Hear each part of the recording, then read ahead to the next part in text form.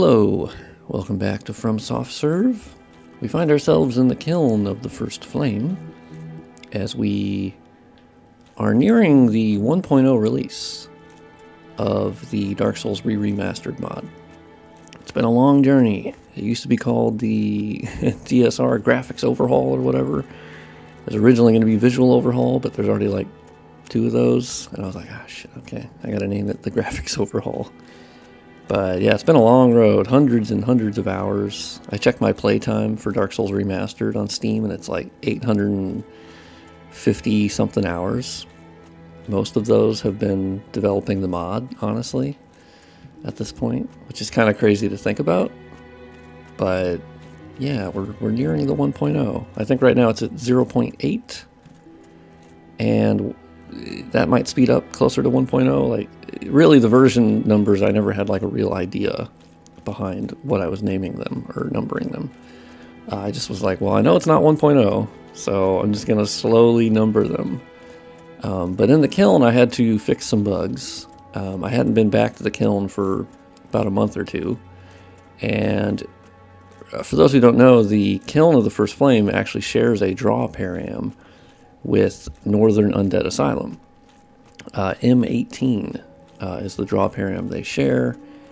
And yeah, because I think, yeah, the kiln is 1800, 0001 or whatever, or 1800, and then Northern Undead Asylum is 1801. But yeah, from here we can see into the actual kiln, the middle portion, and see Gwen standing there with brilliant fire. I think it actually looks fucking awesome. So I went through here and I basically confirmed that I was using Prepare to Die settings, which I was in some ways I was not previously. So I had to edit some of the collisions and some of the light scattering settings. But the bugs were mainly that it was way too bright, and this little walkway with the white like fog or whatever, it was like blinding, and I ended up having to change some collision settings, and it worked. But yeah, it was all because I was working on Undead Asylum for like 5,000 different times. But this area I had already stripped out some of the baked lighting where needed. This time I enabled shadow casting on even these little things. I had forgot they're actually labeled as objects, so I had missed those previously. But you have shadows casting from these larger map pieces. And if you're curious as to why the character shadow is not as dark as the map piece shadows, that would be because of the player lantern that's turned on. I could turn it off. I was thinking of like a lore reason where, like, in the kiln, even your player lantern wouldn't work. Like, it's the nexus of, you know, the big sin that Gwen committed. I don't know. But, you know, I'll probably just keep the lantern on, honestly, because I kind of like how things look with the lantern. I've kind of changed my mind on that over developing this mod. There's been so many phases of this mod. But now this area looks correct with the fog, and I've upscaled textures, new normal maps. Oh yeah, the other thing I meant to do was, so you have these big pillars, which are, you have these like little flames here, but I did actually mean to extinguish these flames off in the distance. I don't know. I don't think they're that needed, but once again, that might be, because it's like super dark. I'll see if I can set it to not be shadow casting, and then hopefully the illumination would come back for those. So I'll test that out. That's my first step. Because I think in here I actually could just turn off the shadow casting. That's my mistake. Because in here there's no reason for sun shadows. And so I think I could just turn that off, and then, because yeah, I don't really disable the torch like illumination or special effect unless I like absolutely have to and think it's worth the trade-off. So I do think about that, and I think in this case I could just turn off shadow casting, because luckily the kiln is very much like its own thing, which is very nice. So it's not like an issue of affecting other maps or anything like that. But yeah, I really love the new normal maps and the extra texture detail, because some of these were pretty low resolution. So let's go up to the, I need to actually upscale the kiln itself, because it's actually labeled as an object, which makes sense. And so this whole thing, plus the roots around it, I'll have to look into that to make sure that I actually do go through and upscale that. Pretty important item. Beyond that, I did a couple changes to Firelink Shrine and Undead Burg, and it was mostly the shadow density. I felt that the shadows were a bit dark, and there's like 15 different ways that you can make them less bright by adjusting the params. You can do it through light scattering, you can do it through altering the lighting of everything else around the shadows to make the shadows basically not cover as much. You can do it through the tone mapping settings, you can do it through the light ID, you can really adjust it through many things. But the most direct way, if you don't want to adjust other things, is through the shadow bank settings itself. And there's a shadow density setting from 0 to 100%. So I lowered it to 90%, and so now the shadows are less like getting crushed, you know, where it's like complete black. And that was my goal. And first I wanted to get them to at least look right and be the right density before I actually start like tweaking individual things, kind of like that. Because in previous versions of my mod, and not to mention in Remastered itself, it's very washed out, and you actually lose a lot of the visibility of things like that. And Prepare to Die was kind of the opposite, where it was very contrasty, and it was meant to be like have the shadows really stand out and pop, you know. And Remastered, for whatever reason, they just completely undid that, and you really couldn't tell a lot of the fine details, I think. I'm not sure why that was the aesthetic they went for, but I've sort of changed my opinion on why Remastered is the way that it is. Like, my original thought was like, oh, well, they just went from, DX9 to DX11, and they had to do that sort of engine swap, not engine swap, but engine modification to update it to like vastly more modern, right? And I was like, oh, well, maybe that's just what caused the lighting differences, right? And the more you look at the params, it's sort of like, it's going to sound bad, but it's more like looking at a crime scene, because you're just going through all these little numbers, and you're like, okay. And side by side, I can just see they changed so many of them. There's so many param changes that are in Remastered. And I was a little surprised by that. And I think that's been the surprising thing of working on this, and specifically the Prepare to Die porting portion of bringing that over and seeing if I can get Remastered to look like Prepare to Die. I am surprised that it was totally doable back in like 2018. Like, I'm not doing anything super surprising, but I know that's been sort of the rumor, is that the tools that QLock had available to them, or whatever they used to work on Dark Souls Remastered, are apparently worse than the tools that the modding community has at this moment. And I don't know, I could see that. I think there's some credence to that, in that there's just some weird things where it almost feels like QLock was working in the dark a bit. And that's where you would see some of these changes, where they were like an approximation, but they were just not correct. And like the thing that they were missing is what I have, where I can just look at the Prepare to Die settings super easily. I can just compare and contrast within like 2 seconds. And I do feel like QLock maybe didn't have that. And maybe they were trying to like eyeball it. Like, I don't know. I wish we had more info as to what it went into that process. But anyway, you can see in Undead Burg, the shadows are still very strong, but they have about 10% less density. And I think that I don't know. I think that looks a little bit better. So those are some of the tweaks that I'm still kind of playing around with. And we're kind of on the road to 1.0. And so some of the changes are going to be less drastic at this point, as I think I've finalized most of the areas by this point. I do need to go through the DLC again and just see if I have all the settings correct. I went through it a couple days ago, and mostly, yeah, I had the settings correct. And Prepare to Die values, I think, are mostly intact. Baked lighting removed. I've done most of that, but texture upgrades for the DLC are definitely something I need to do. Something I found interesting, though, is when I was looking at the textures for the DLC. It is, of course, part of M12, which is Darkroot Garden, because, of course, they are the same. They are the same area. And the weird thing is, in the M12 texture file, where they have the TPF and the TBT, I don't remember. I'm still waking up, to be honest with you. They actually have the separate like DLC ones where they actually put the DLC like moniker on it, right? But the weird thing is they actually have duplicated textures where they're basically putting all of the DLC textures in the regular Darkroot Garden file, but they're also having a separate DLC file that has mostly all of the same textures from what I've seen. And so my question is, I'm not going to upscale them twice, obviously. I'll just copy them over, but like I would prefer not to have it duplicated where it's just taking up extra storage for no particular reason. And if I look at the Fiverr file for like a DLC map piece or something, it's going to say it's pulling from M12, which isn't going to help me.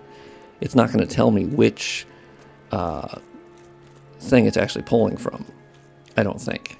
So I'll have to look at that, because to me that seems really strange that they would just duplicate textures that are not needed, as far as I can tell. Like they all have their own bespoke like textures for Darkroot Garden stuff, and so they're very clearly labeling it as DLC for like the separate stuff, but it's all duplicated. So I don't know.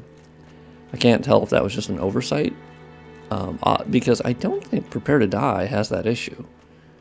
Because the way that Prepare to Die, the textures are at least unpacked, is that they're just in a TX folder.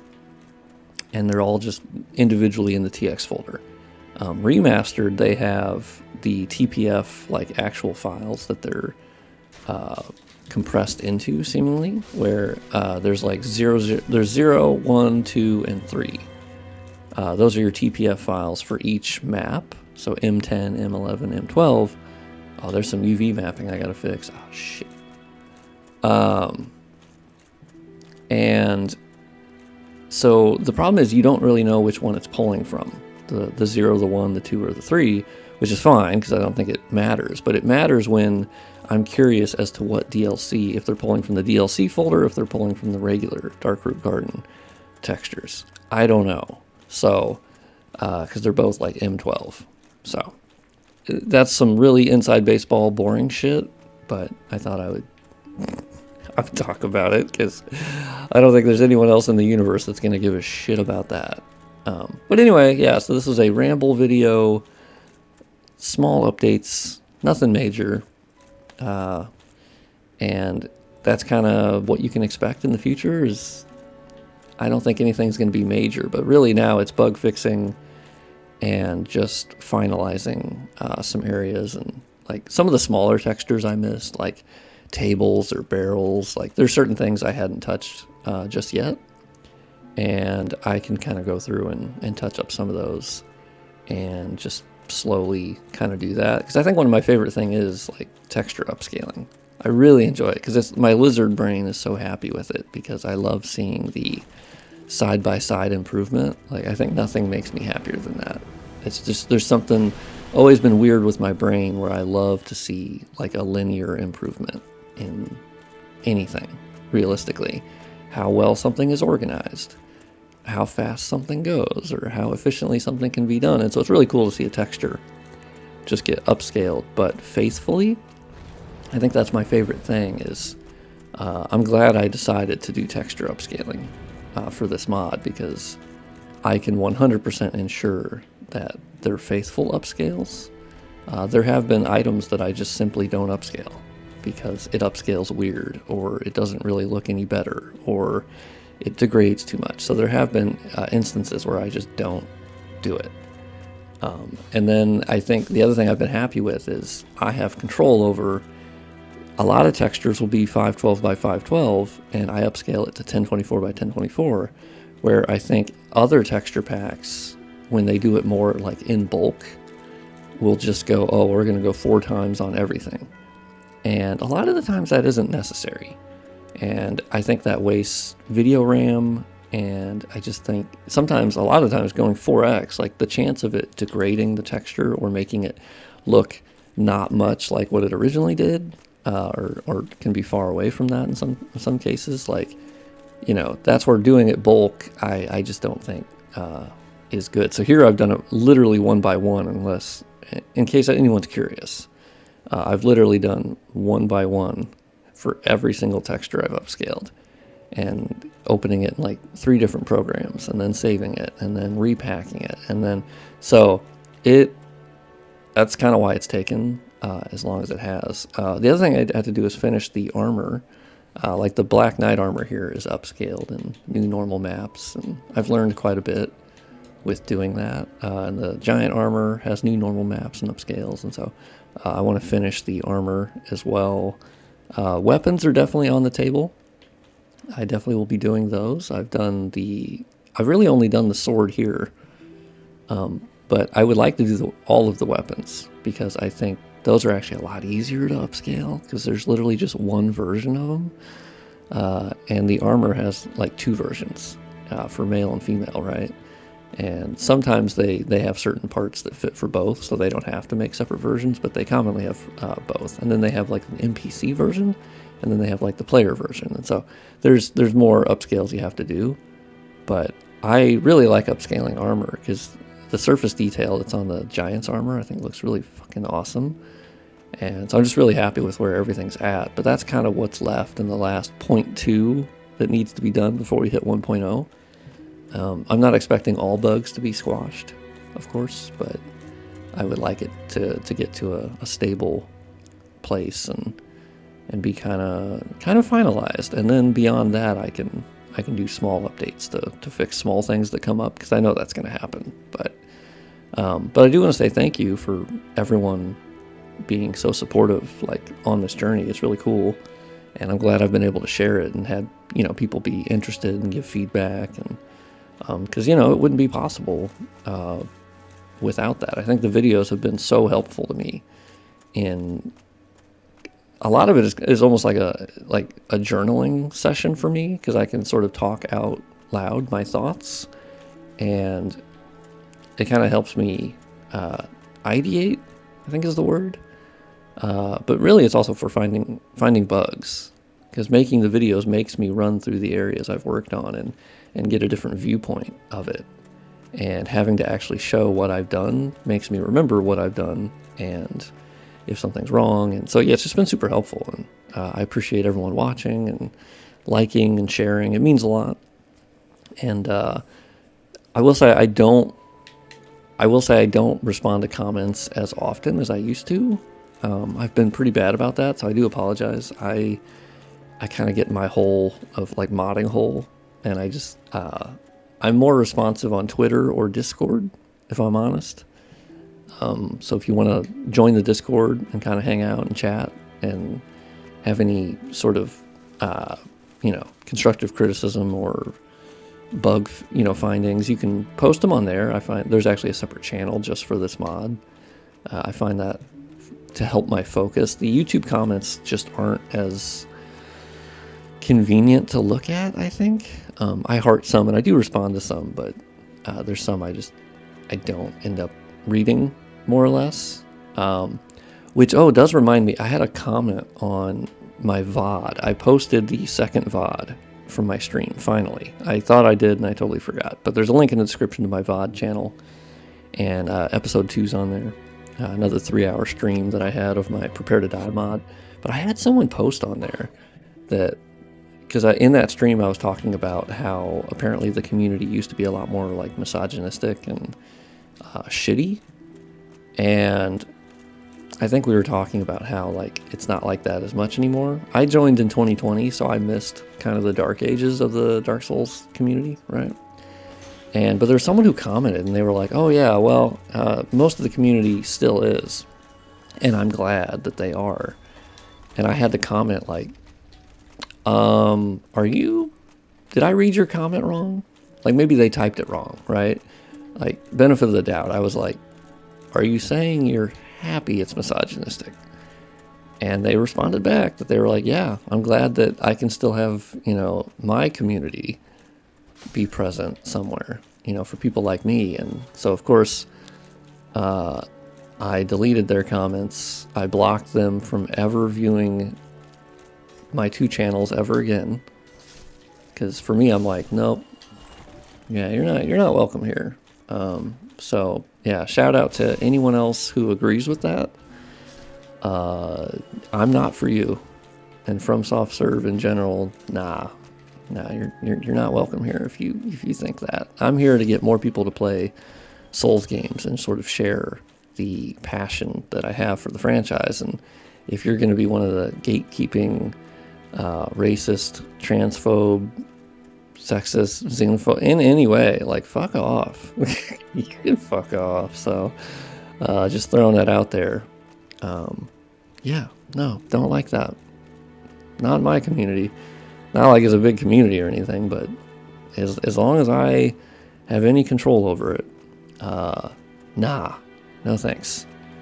But luckily, that was just a one-off, and most everyone that comments or anything seems super nice and wonderful. So thank you for that. And you're super... Oh, did I find a texture I should upscale?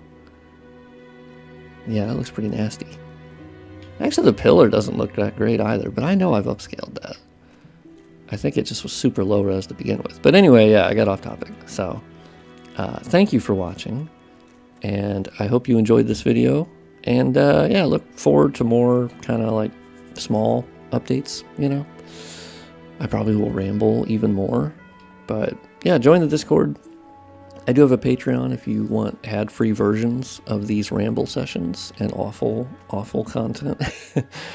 Pictures of my cats, photo dumps, cool stuff like that. That sometimes, like, stuff that just doesn't get shared on Twitter because I'm like, I don't think it looks good enough maybe, but I'm usually just too harsh on myself, so I'll post it to Patreon.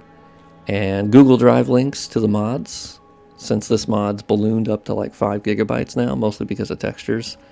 The Google Drive link is, of course, quicker, and so I paid for more Google storage to sort of make that a reality.